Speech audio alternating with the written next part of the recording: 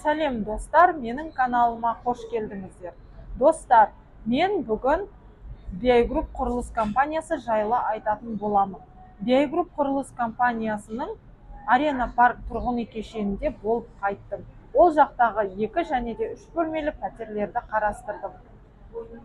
1 метр квадратына бағасы 585 мың теңгеге айналады.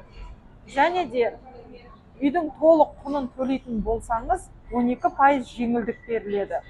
Ал егер 30% алғашқы жарнасын құйған жағдайда, сіз квартал сайын миллион теңгеден құйып тұруыңыз қажет. Яғни бір жылда сіз 4 миллион теңге қосып төлеу керек боласыз.